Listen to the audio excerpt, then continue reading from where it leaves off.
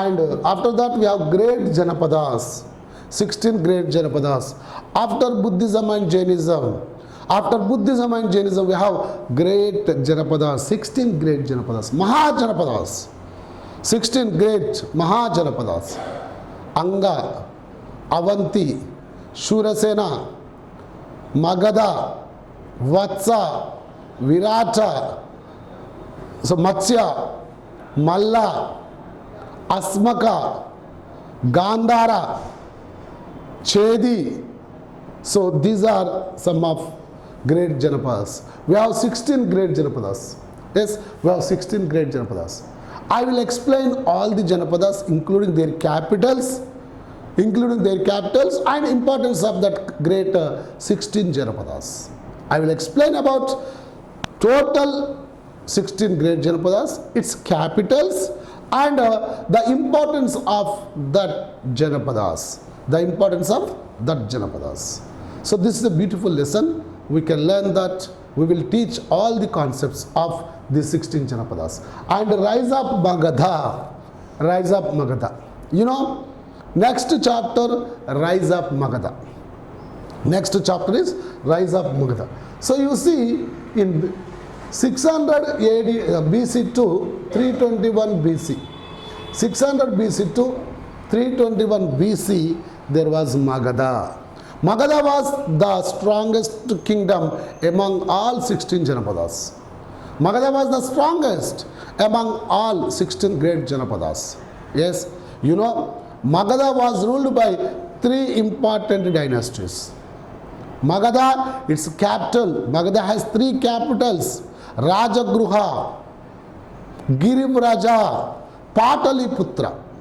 Magadha has 3 capitals. Once again I am telling that Rajagruha, Girivraja and Pataliputra. 3 capitals are there and 3 dynasties ruled this Magadha. 3 dynasties. Haryanka dynasty. So Haryanka dynasty ruled first. And Shishunaga. So next, Shishunaga. Third rulers were Nanda. So Nanda, right? These 3 dynasties ruled Magadha. These 3 dynasties ruled Magadha. Haryanka dynasty, Shishunaga dynasty and Nanda dynasty. You know, Ajatashatru was a great ruler of Magadha. He was in Haryanka dynasty. So Ajatashatru was great ruler in India regarding Magadha. Right? So he was in Haryanka dynasty. So these 3 dynasties, Haryanka, Shishunaga, Nanda, these 3 dynasties ruled Magadha dynasty. Magadha capitals are 3 capitals: Rajagruha, Girivraja, Pataliputra. These are the 3 capitals. But you know, Magadha was the strongest among all 16 great Janapadas. Magadha was the strongest kingdom among all 16 Janapadas. One thing I want to say, our Indian administration system, Indian political system starts from Magadha. Indian administration system or Indian political system starts from Magadha. Okay, so that's called rise of Magadha. Okay, and next to Mauryan dynasty. In 321 BC, so Mauryan dynasty was established. So in 321 BC, Mauryan dynasty was established by Chandragupta Maurya. Yes, Mauryan dynasty was established in 321 BC. Chandragupta Maurya. The first empire in India, Mauryan Empire. The first empire in India, that was Mauryan Empire. So Mauryan Empire was ruled by total 9 rulers.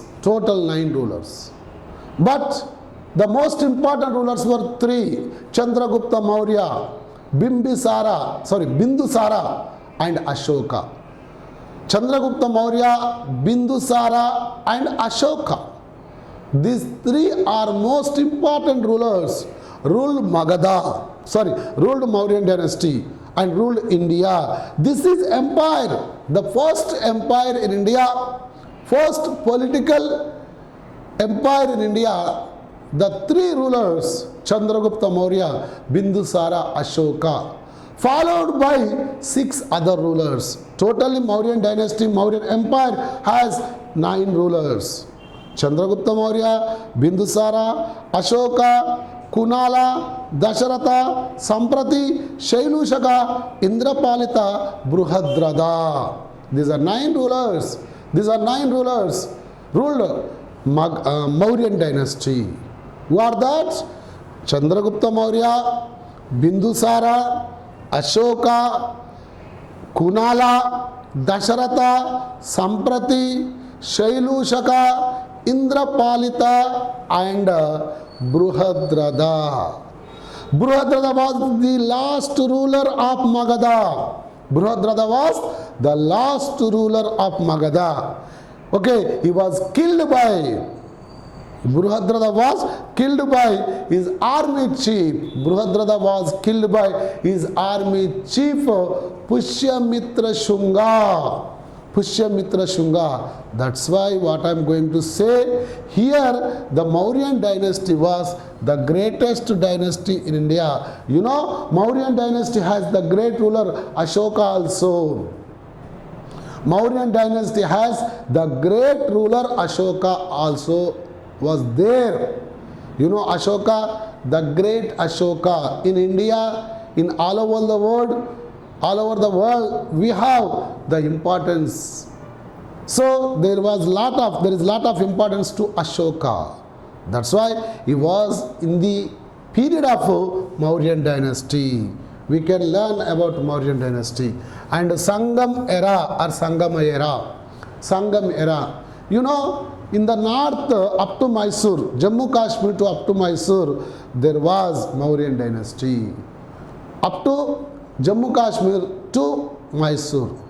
Totally this is called the Mauryan Empire. But the Mauryans, they did not touch Tamil Nadu, Kerala area. At the same time, in Tamil Nadu, Kerala area, we have 3 important dynasties. Chera, Chola, Pandya. Chera, Chola, Pandya. These 3 dynasties were ruling the Kerala and Tamil Nadu area. During the period of that dynasties, there were literature councils. There were literature councils. Those are called Sangama literature, Sangama era. So, BC 302,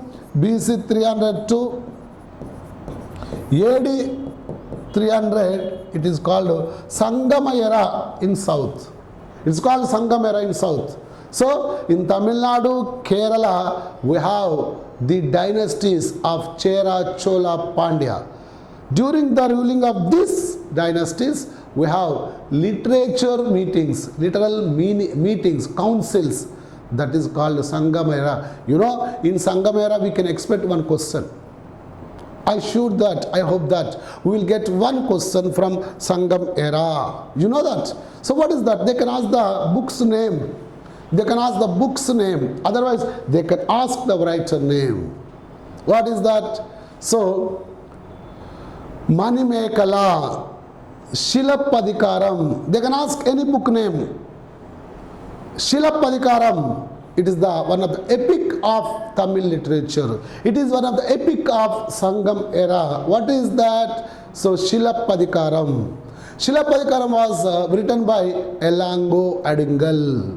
Shilappadikaram was written by Elango Adingal. And Manimekala, Suttalai Satyanar. Manimekala was written by Suttalai Satyanar. So, they can ask the question about the book's names or writer name. Manimekala, Shilappadikaram, maximum. They can ask any book name or writer name. So, we can expect the question from Sangam era, that may be book's name. Okay, right. And now you see post-Mauryans. So after the ending of Mauryans, North India was ruled by two native kingdoms, Indian kingdoms, and four foreign kingdoms.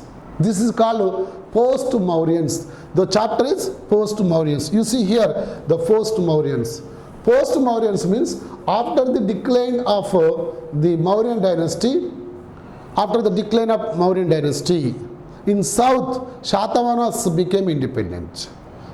Okay, after the Mauryans declining, south was ruling by Shatavahanas. Okay, not Tamil Nadu, Kerala. Tamil Nadu, Kerala, those are separate. Okay, so Andhra Shatavahanas ruled South India, especially Karnataka, Telangana, Andhra, Maharashtra. All these areas were ruled by the Shatavahanas. But after the Mauryans. But what about North India? North India ruled by Shunga and Kanva dynasties. Native dynasties, Shunga and Kanva. These are Indian dynasties ruled North India after the Mauryans.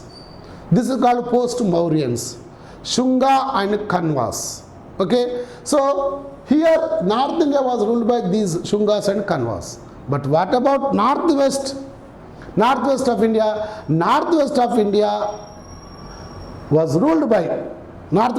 was ruled by Indo-Bactrians, foreign kingdoms, Indo-Bactrians, Shekas, Pahallavas, and Kushans.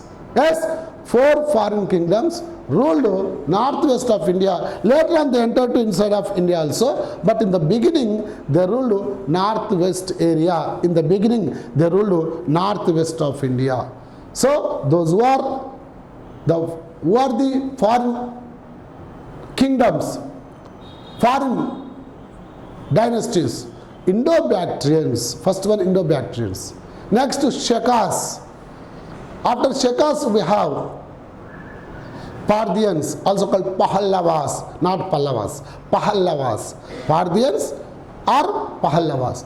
And last Kushans. So those are totally they are called post-Mauryans, right? So after the post-Mauryans we have one of the great dynasty, Gupta dynasty. So here in Indian history we have one facility.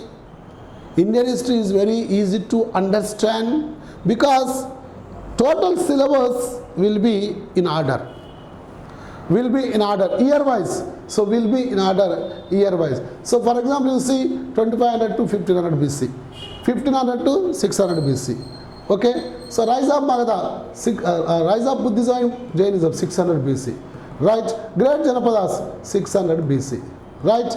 Rise of Magadha 600 to 321 BC. Right. And what is that Mauryan dynasty? 321 to 184 BC. 321 to 184 BC. And Sangam era BC 300 to AD 300. Right. And post-Mauryans 184 to 320 AD BC and AD.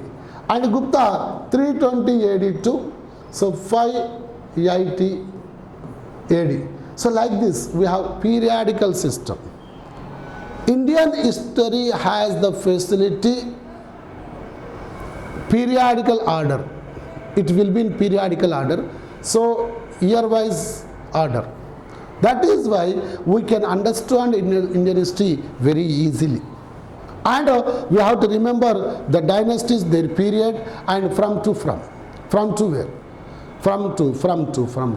That's why. So it has the great facility, okay, comfortability to understand Indian history because there will be periodical order, okay, and Gupta dynasty. Now we want to discuss about Gupta dynasty.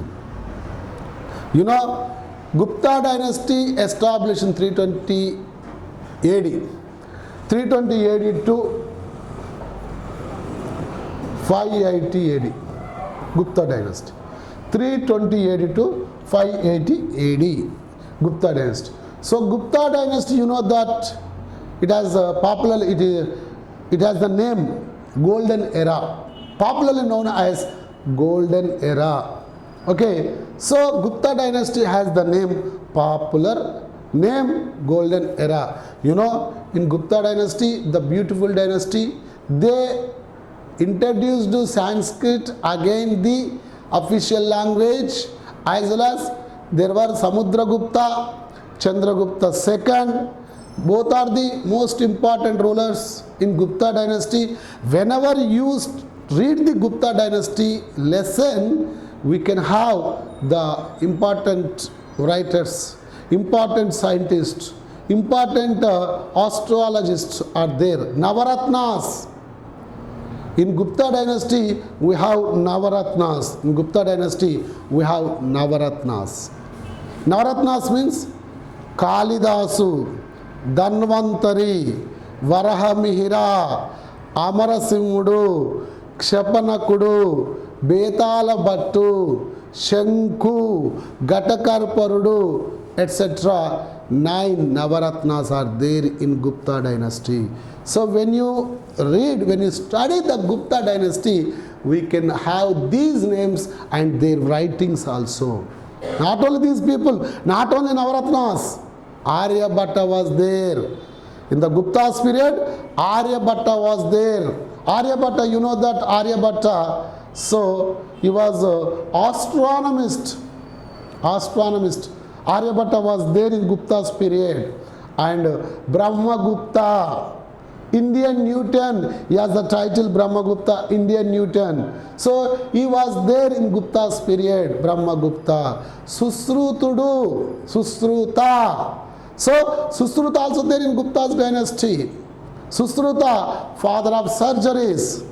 Susruta has the title Father of Surgeries. Father of Surgeries. He was there in Gupta's period. Susruta. That's why, you know, Gupta's period has the name Golden Era. Because of all these people, writers, scientists, medicos, everybody was there. Because of that reason, Gupta dynasty has the name Golden Era. Gupta dynasty has the name Golden Era. That's why Gupta dynasty is the beautiful dynasty. We have to listen. And Harshavardhana. You see, after the Gupta dynasty, we have Harshavardhana. See, from 604 to 647. From 604 to 647, Harshavardhana rules India. From 604 AD up to 647 AD. So, Harshavardhana ruled India. Harshavardhana also great ruler. He took Buddhism, and you know, he ruled India very perfectly, but unfortunately he was defeated by second Pulakeshi. Harshavardhana was defeated by second Pulakeshi. But although Harshavardhana ruled our North India especially.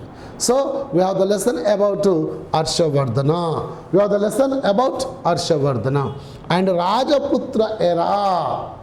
After the Harshavardhana, total North India has the splits. Total North India divided into Rajaputra kingdoms. After Harshavardhana, North India faced political ununity, political uncertainty. North India has the political uncertainty. This is called Rajaputra era. Generally, you know, so many Rajaputra kingdoms.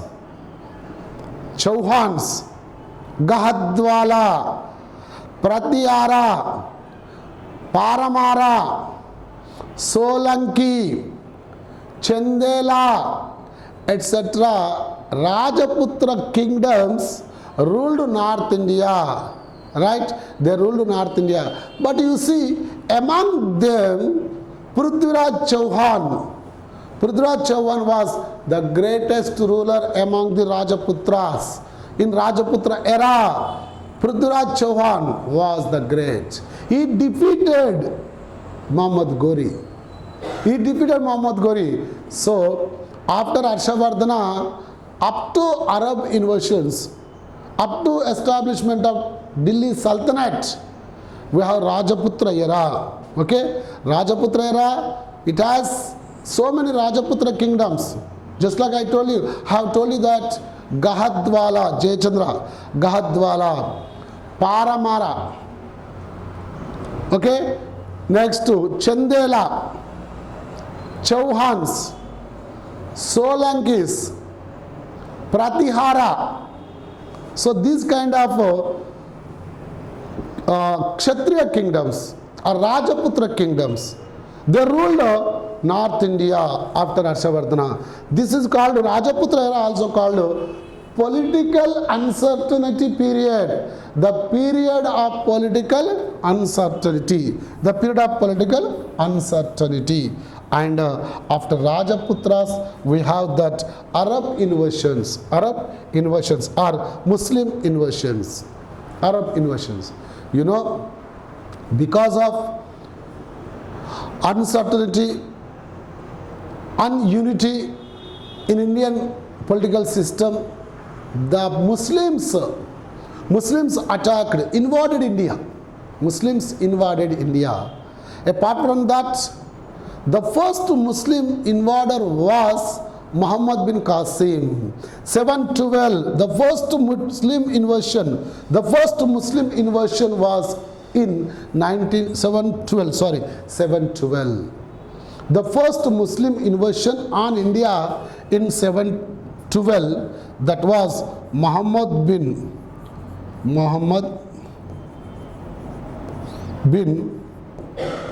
Qasim. The first invasion on India by Muhammad bin Qasim.